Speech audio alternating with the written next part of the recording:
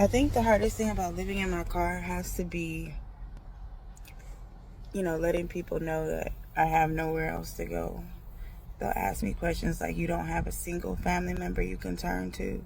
Day 755 of living in my car. Good news is I made the 30-hour drive to Arizona. Bad news is I went to the same camp spot that I did in 2023, but there are some sketchy homeless camps. I agree with what this lady just said 100%. My belief, if you're a landlord and you're charging over $2,000 a month, there needs to be at least a washer and a dryer in the apartment. And what's even more outrageous is that she lives on the 5th floor and there's not an elevator in the building. How is that allowed? Is that even legal? Honestly, this housing crisis is just getting more and more absurd every day, and someone needs to do something about it. In the next clip, you're gonna see a girl talk about how her rent just got raised by $700 by her landlord, out of the blue, out of nowhere. Now she has to move out of the apartment because of it, because she cannot afford the new rent. Man, someone really needs to do something about these greedy landlords. A lot of these greedy landlords are not individuals like mom and pops. These are big corporations. Big greedy corporations that seek to generate more profits from their tenants every year. I just got one question. When are these rent prices coming down? Because, yeah, gas has came down a little bit and, egg prices and whatever. But I'm worried about them rent prices because $2,000 for a 1,200 square foot house or apartment is crazy. I know I'm just kind of a different breed of a person when people ask me how I am doing in my van and how the transition was. And I literally tell them, like, there's literally no issue. There wasn't really much of a transition. Like I get stuff out of totes. I really don't care. It's like a little cold sometimes, still don't care. None of the things are problematic for me. I don't feel smaller. I've actually honestly feel happier in my car than I did my apartment. I think the biggest thing that is just a little bit more awkward for me is like explaining it to people that I live in my van. Some people have like this really cool reaction where they're like, oh my gosh, good for you, like what a journey. And then other people are like, are you safe? But yeah, no, the whole idea of living out of my van is honestly just a total breeze for me. I haven't minded anything at all. There's one lady up here that been living in her car for a couple years, and I feel like people give her so much shit about it. But I've lived in my car for a few months, and honestly, it's really not that bad. I would say the worst parts about it is actually the fact that you don't really have like a good amount of space. Like you can't really like sleep comfortably like you can in a bed. But if you have a big car, it's nothing to worry about. I had a sedan when I was sleeping in my car, so I wasn't really the most comfortable because I could only just like lay my seat fully back out. But nonetheless, I made it work. One of the pros, though, I do feel about living in my car that I did like was I didn't have like a bunch of huge expenses. Like really my biggest expense was maintaining my car payment, insurance, gas, all that good stuff, oil changes. So I really felt like I had a really weird sense of freedom almost to an extent because I was like, the options are endless, like limitless right now. Like if I want to drive to freaking California, I could. If I wanted to catch a flight somewhere and take a trip and live in another place, I could because I don't have to worry about my expenses here, in the US. Like I could just live somewhere else if I wanted to and just come back and just pay for my car to stay parked in the parking lot. Like, I don't know. It's just like when you don't have all these huge expenses, I feel like you kind of have a sense of freedom almost too because it's like you don't have nothing tying you down. You don't have anything that you have to be like, oh, well, I can't do this because I have to worry about this money, coming up with the money for this, or I have to make sure I have the money for this. You don't have to make sure you have the money for really anything besides your car. And like at the time, my car payment was super small. My car payment was like $350. My insurance is like $100. So all I had to do was make sure I had like at least $500 a month, and I could make sure I still had a car, gas, all that good stuff. Food, I feel like my body was doing the best it was because at the time I technically was homeless and living in my car, I would go to the gym all the time. I would go to the gym 2 hours a day. I would go and I would work out for 2 hours, and then I would go shower, do the saunas, all that good stuff. And like I wasn't eating a lot either because I don't know if I just eat more now because of stress or whatever, but when I was living in my car, of course, obviously I was stressed because I wanted a place. I knew that the place was coming. I was just my in-between season or whatever. But like I ate like maybe once a day and I wasn't even watching what I ate and I just lost so much damn weight.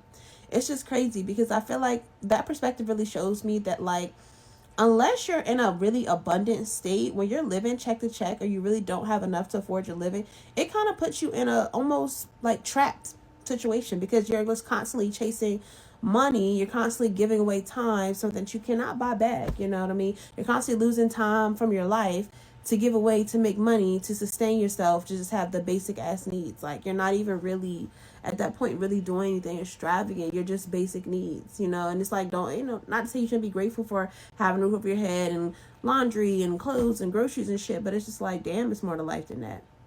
I don't know. That's my experience living in my car. Day 755 of living in my car. Good news is I made the 30-hour drive to Arizona. Bad news is I went to the same camp spot that I did in 2023, but there are some sketchy homeless camps in close proximity of me. So I'm like, do I stay because I just love this spot? Or do I keep driving around to see if I can find another safer camp spot or that I feel is safer? I guess I'm gonna drive around. I'm gonna take you guys with me. But if I can't find anything I like, I'm just gonna come back here and hope that those people don't bother me. I think I found a new spot. We're gonna play the game of, is Pegasus the Prius a 4x4? I did have to get a state trust land permit. It was only $15 and it said it was good till 2027. Wish me luck off-roading. Woo! Pegasus did it. Okay, I parked it because I didn't want to drive over this. I probably could have. It would have been fine. Now I'm just adventuring in the desert. These roads just go for miles and miles in the desert. So much fun. Day 711 of living in my car, and I've been trying to make my car more comfortable, sleeping-wise and just all around, and I need some help. I need some opinions. I need your dead honest advice, because here's what I did, but I don't know if it's practical or makes any sense. My Prius car camper has always been a no-build since 2023. However, that foam is not cutting it anymore. Like, lately it feels like when I wake up in the morning that I've been sleeping on concrete. Could the reason be because your girl over here has gained 12 pounds in 6 months due to stress and mental health? You know. I'm at work now. The issue with the bed is now it's more comfortable, but it's way too high. I have to be able to see out my back rear view, because your girl can't drive sometimes, you know? Like, I need access to my rear view, okay? And during day mode, I take my suitcase and other items and I put them on my bed and drive around like that during the day. But now the bed is too high and it doesn't really work. It blocks my view. So do I just give up on the extra foam altogether? Do I try it with like one thing of foam?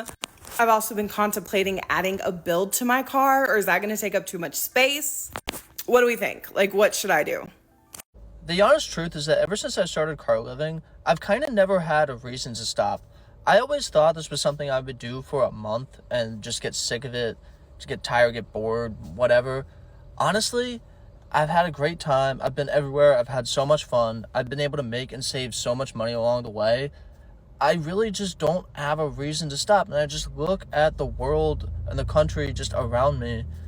And yeah, I don't feel like paying a gut-wrenching amount for rent and being at the mercy of a landlord or, you know, a boss that could fire me and I could lose everything at any moment. I don't know. It works for me. I understand it might not be the case for everybody, but I really love this lifestyle.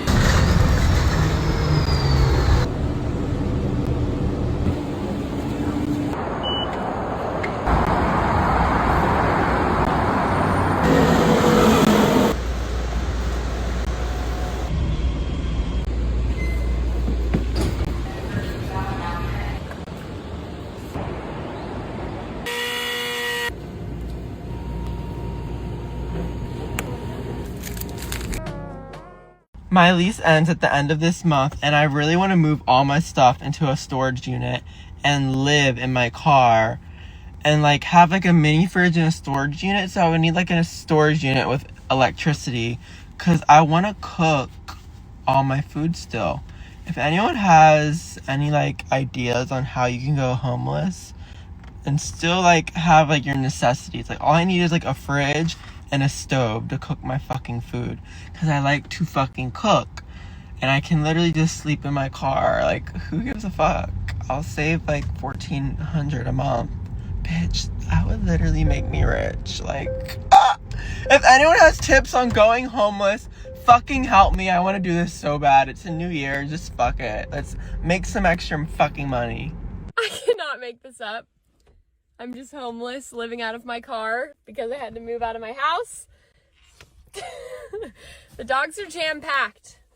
So, yeah. All right, we are checking out of the Airbnb. I do one last walkthrough and make sure I have everything. I took the couch covers off, stripped the bed, and finishing a load of laundry. But the dogs are ready to go. The car is packed. And I always get so paranoid that I'm gonna leave something behind. Set. Maya. Teddy. Teddy, go. Teddy, up. Teddy, go. Max. Callie. So we're in the process of moving right now, and the car is just jam-packed. So yeah, the dogs just have to deal with it. Dogs are in the car, one last final walkthrough, and then on to the next place. It is midnight and I got the midnight munchies, so come with me to get a midnight snack. To the kitchen. Look at how I burn this shit. Today's dinner, we are going to eat this. Oh, this delicious nectar is calabaza. So it's like a squash. I forgot what kombucha. I forgot what kind of squash it is. So this is straight sugar, like straight sugar. You use a piloncillo and then you cut this up and it's so good. I know I overdid it. I left it on a little bit too much. So it's a little soft and like mushy, but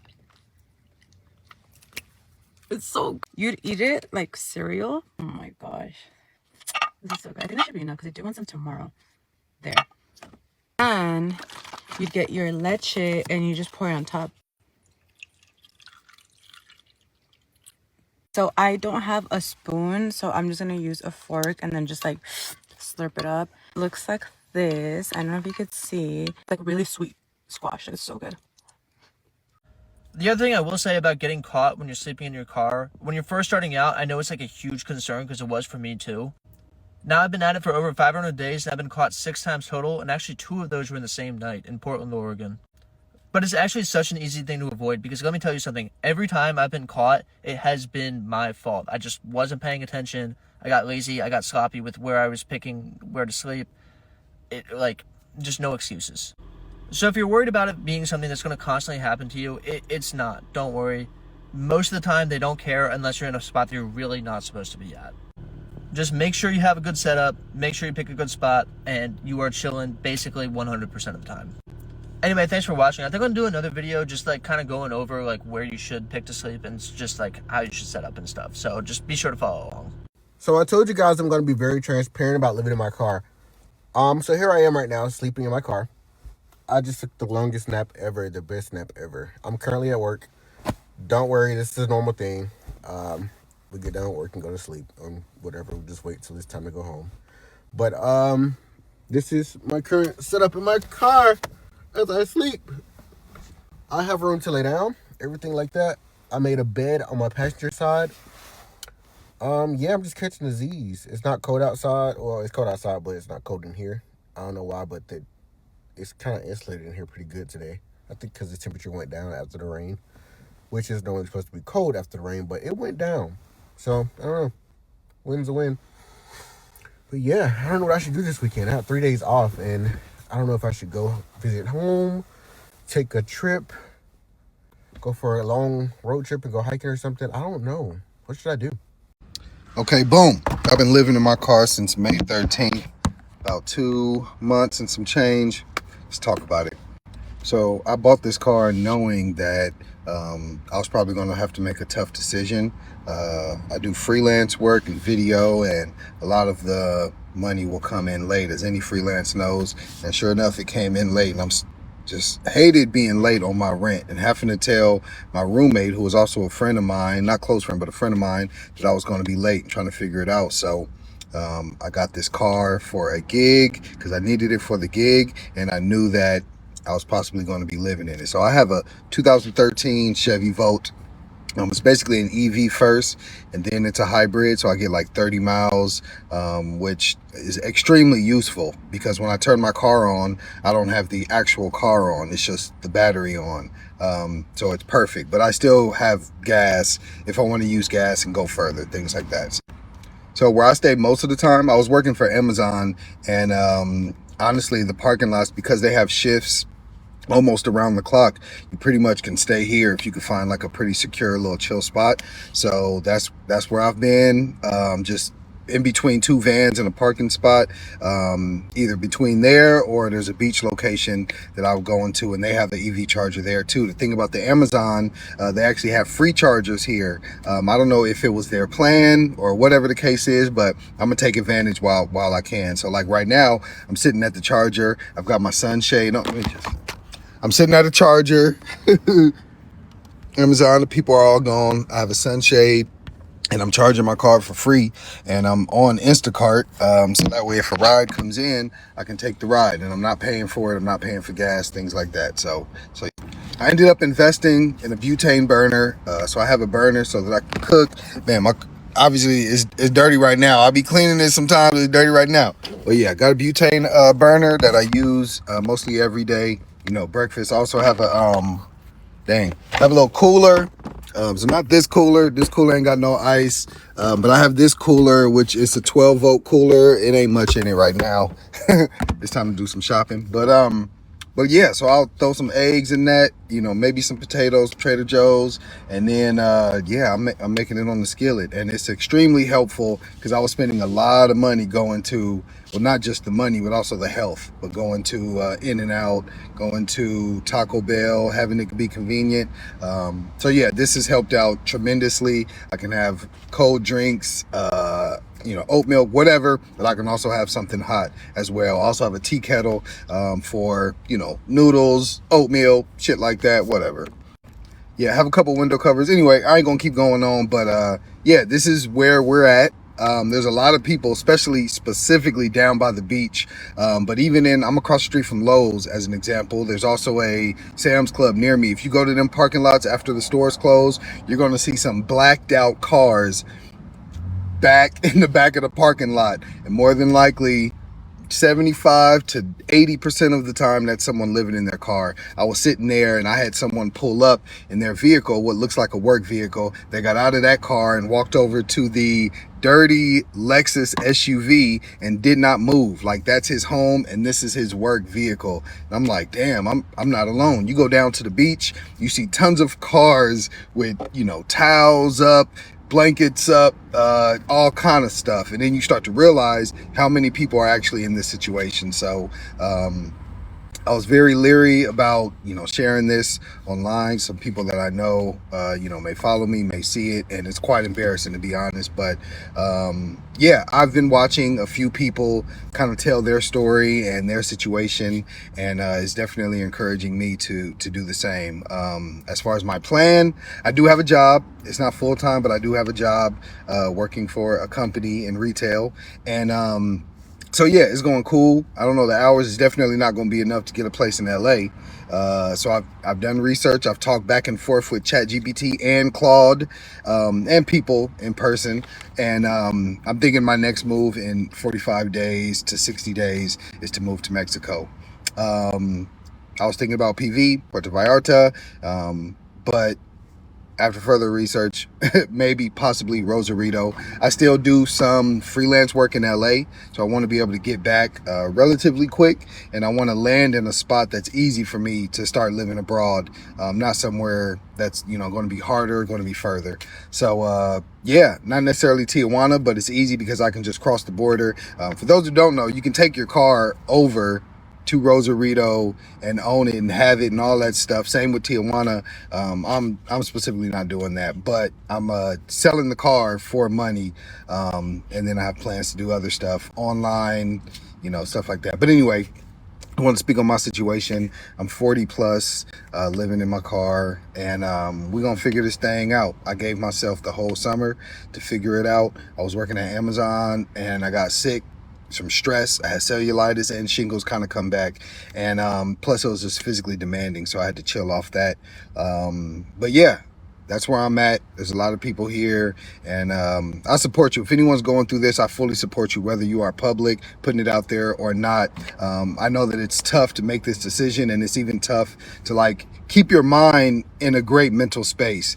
For me, even though we're low on space, I still keep my basketball and my pump in the back, because if I need to, I need to get on that court and, you know, ease some stress. So yeah, all that to say, this is where I'm at. If you guys have any questions, I know there's going to be something that I'm going to be able to answer. I definitely want to help people out. Any negative comments, you know, we probably just gonna block them. But yeah, if anybody wants any feedback or any questions, please feel free to ask. Like I said, it's been like 2.5 months.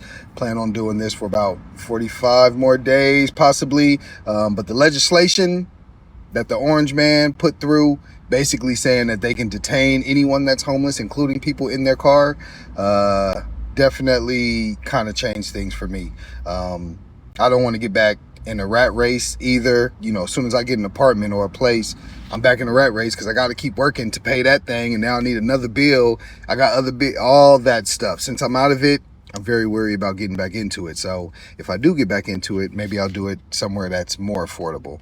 So that's what I'm thinking about. Anyway, that's the yap. That's the spiel on this Sunday afternoon. It's what is it, August 2nd, 3rd? So yeah, this is where we at. Appreciate y'all. For anyone who know me, what up? I'm not asking for help. I'm fine. I ain't making no money from this. You ain't got to do the whole engagement thing and all that. I'm just, you know, sharing my story. 7 minutes is way too long. I apologize. So I feel like I'm getting sick. So since I'm sleeping in my car, I might as well feel better in my car. Turn that up in here. I get paid tomorrow, so it's like I'm gonna just save up for my own apartment at this point. I mean, like, yes, I already know that I'm gonna be going to another shelter, but I might as well just save up even when I go there, and just pretty much get my own little place. Cause what happened to this? This is like tea. This is it's like Surflu, but it's not. Oh, it is Theraflu. Cold relief, and then at night I'm gonna take this one. But anyways, heat my little water up at 7-Eleven, and yeah, it's already heated up though. Look like this.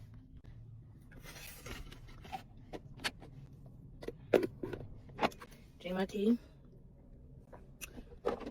and it is pretty good. It ain't even nasty.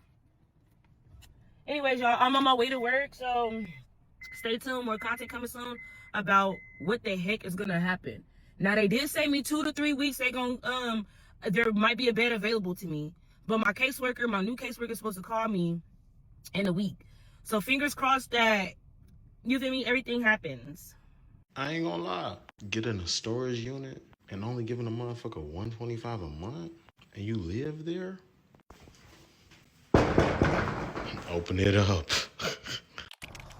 I have a tenant who I know cannot afford her townhome that she's living in.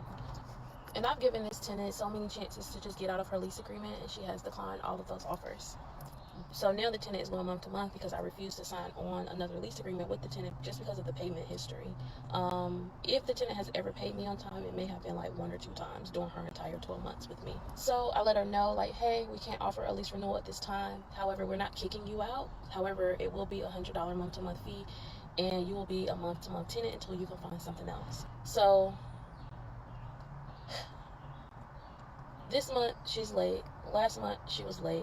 This month was the first month of her month-to-month agreement, so it's $100 more than what she was paying last month. She was late last month, even with the assistance from, I think, a local church of $300. She was still late and did not pay until like a couple days before court. And it's just like, last year, November, I think, we got her like $6,000 of rental assistance. So we've been helping.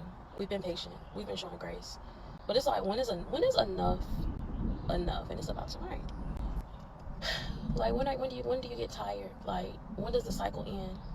And it's like, I'm the bad guy if I give them a 30-day notice to vacate, but it's just like, you guys cannot afford it, and it's okay. It's okay to not be able to afford it, but then I know some people can't afford the rent where they're living at now, and they can't even afford to move. And that's the way of the country at this moment, and it's sad. It's sad. However, I can't worry about the whole country. I have to worry about me and what I have going on at the moment. So I'm gonna have to let her know sometime in August it's time to go. We can't continue the month to month if we're going to continue this cycle of paying late, because eventually it's going to end in an eviction, and that's the reality of it. I've been through this too many times, so many times, and if I don't cut the cord now, it is going to end in eviction. So it's June 16th, 17th. Oh wait, another thing. This month she's getting help from another local organization. They're helping with $1,000. She's supposed to pay like 19 something. She paid 800 something last week, and she was like, I'm gonna pay the other 200 and something by Sunday. Sunday, 11:59, I get another like $100 payment. So she still owes like $100. So it's just like, these signs are showing me that the property is too expensive, and that's okay. Like, you told me you would pay the $300 by Sunday. You only paid $100. Then you said you're going to try to get the rest of the $200 Monday or Tuesday. And then you turn back around and you say it'll be Thursday when you get paid. It's just too much. It's too much, and it's okay. But I'm going to have to be the one to cut the cord, and I don't want to do it because she does have children or a child. I'm not sure which one. But I can't do it. I feel like I'm hindering her growth, allowing her to stay somewhere that she can't afford. And yes, life things have happened. But for a whole 12 months, it's not beneficial for me. I don't want to have to charge people late fees, hundreds of dollars of late fees. I just want you to pay your rent on time. That extra $100 can go on your gas tank. That extra $100 can be food for you and your child. That extra $100 is a lot. It's a lot. So if you can't pay your rent on time, you unfortunately cannot be my tenant. And I'm not saying that life does not happen, because I have people who fall on hard times. They're late a couple times and never late again. It's your actions that speak louder than the situation that you're going through. If you're telling me, hey, I'm gonna pay this by Sunday, don't promise me that you're gonna pay it by Sunday if you don't know for sure if you're gonna have the $300. What you can say is, I'm gonna do everything in my power to get it paid by Sunday. If I can't pay all, I'm gonna pay most, or I'm gonna pay some. It's been so many broken promises to pay, I lost track. And your word is your bond. Your word is everything for me. So I'm gonna have to cut the cord, y'all. And it's gonna pain me to cut the cord, but it's time to cut the cord. It's time. So I'll keep you guys posted. I probably will send out this notice to vacate sometime in July. Maybe I should do it in June to give her 2 months, because August. Maybe I'll make August 31st her last day with us to give her some time. Yeah, maybe I'll do that. I don't know, y'all. I'll talk to y'all later. Bye. Okay, so I have seen more and more people posting about living out of their car. I think it's really sad that this is the world we live in now, where we have one of the strongest economies ever on paper, and our stock market is at an all-time high. And yet a lot of Americans can't even afford basic housing, and they have to be forced to live out of their cars. And it's not like you can find a permanent spot to park your car once you decide to live out of your car. You have to move around once in a while and change your location, almost like rats, because you don't want to get in trouble staying on someone's parking lot for too long. This is a sad, sad reality more and more people are finding themselves in. Someone really needs to address the cost of living and the housing crisis very quick, because this is getting more and more outrageous every day for the average American.